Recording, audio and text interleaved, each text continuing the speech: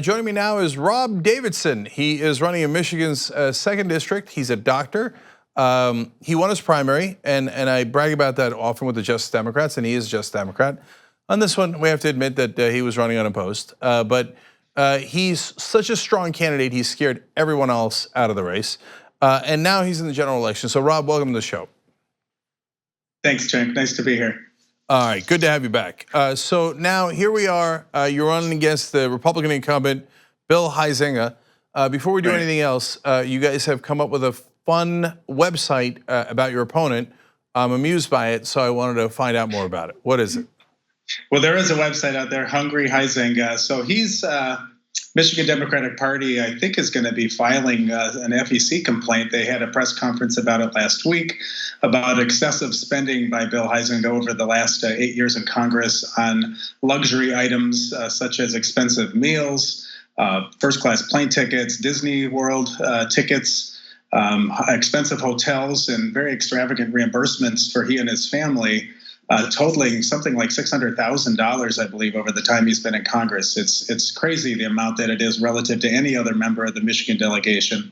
And there are some very expensive tabs at the Capitol Hill Club in particular in Washington, D.C. It's a very swanky steakhouse about a block and a half from his office, I'm told, and it's where a lot of Republicans and lobbyists hang out and apparently do some pretty high-end business. And so, whose money is he spending?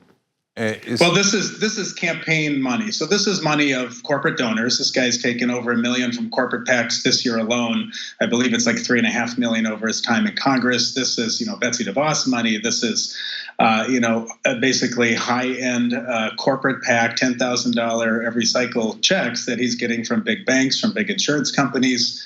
And he's using that, basically, it looks like, to elevate his lifestyle. That $600,000 he has spent in the time in Congress, it would take the average family in Muskegon, one of the main towns in my district, 14 years to earn that kind of money. So he really feels like someone who's gone from West Michigan, gone to Washington, and become a part of the Washington insider class, really losing touch with the district.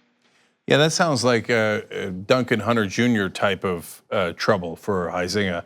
So, and I love the hungry Huizenga reference. I used to play that game when I was a kid. And I guess he is super hungry, the amount of money he spent in those high-end restaurants. Right. So now let's talk about his record overall. So that's his ethical issues. I understand that he's an independent thinker. So what percentage of the time has he voted with Donald Trump? I think it's like 99.4 or 99.6, something like that. I think there's maybe one vote that didn't go along with Trump's thinking on an issue, but it's right up there, and it's really the party line. So, Rob, we talked about this before. So this is a fairly red district. So you got some pivot counties in here that voted for Obama and then Trump. So how do you get those guys back, and how do you win this election? Boy, I tell you what, we've got great numbers right now. We've got some early internals we're not ready to release. We'll probably be getting some more numbers pretty soon that show this to be a neck-and-neck race. The other thing is we've raised a ton of money. We have not taken a single penny from corporate PACs, but we had a $500,000 quarter last quarter. We've raised more than the last 20 years of Democrats in this district combined, and that's only because the data goes back 20 years. It's probably more than that. And for that, we've been able to field a huge ground game. We've knocked tens of thousands, probably around 60,000 doors already. Been on TV for a couple of weeks with a strong message about healthcare for all that's resonating in the district.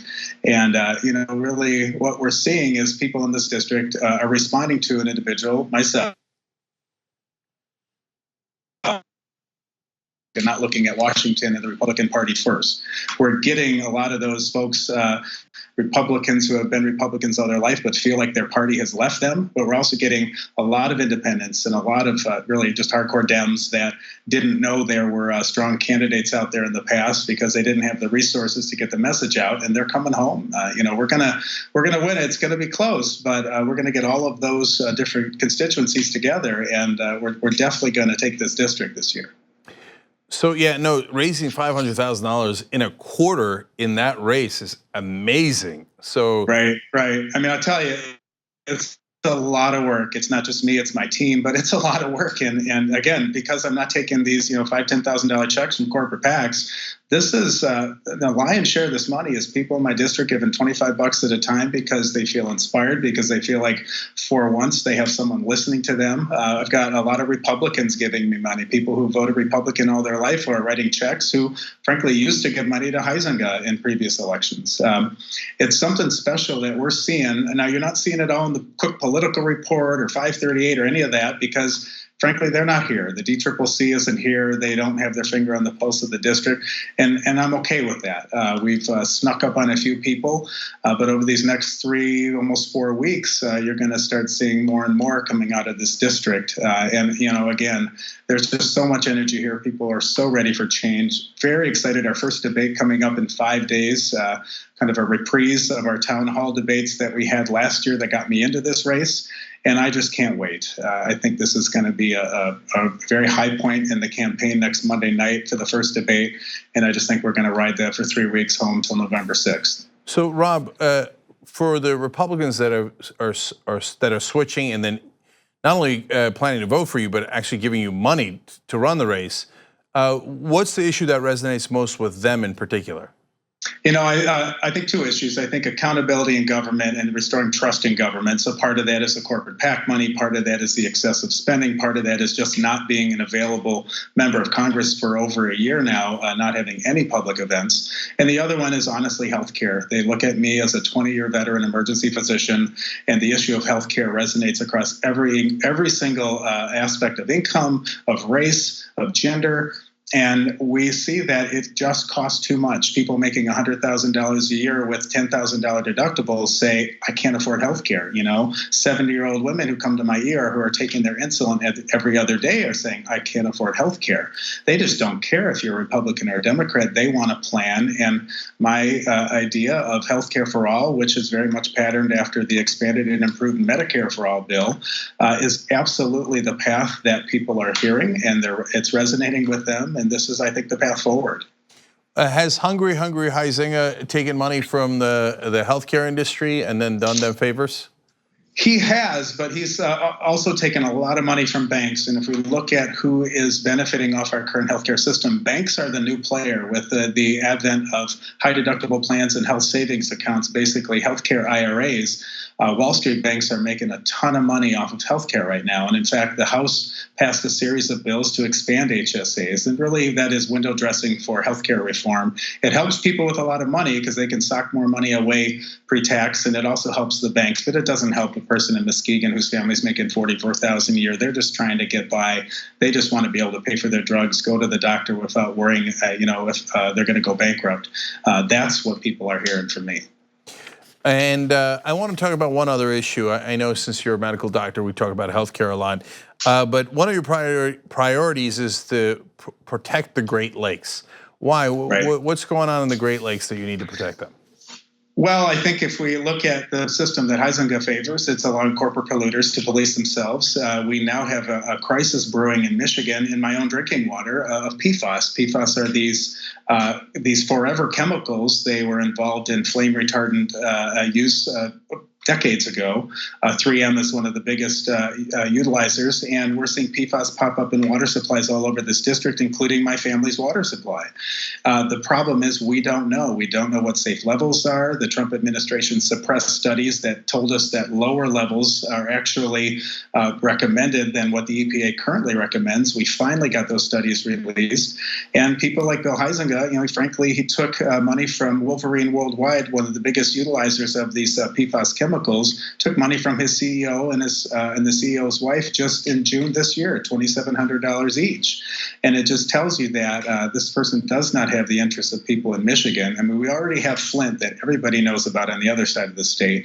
PFAS is sort of, to me, the next brewing crisis. My concern is if we continue to allow the polluters to police themselves, what's the PFAS or the lead in Flint 20, 30 years from now? We just don't know. I think we absolutely need to have protections. We're surrounded by 28% of the world's fresh water. And if we can't get safe drinking water in Michigan, where on earth can you get it?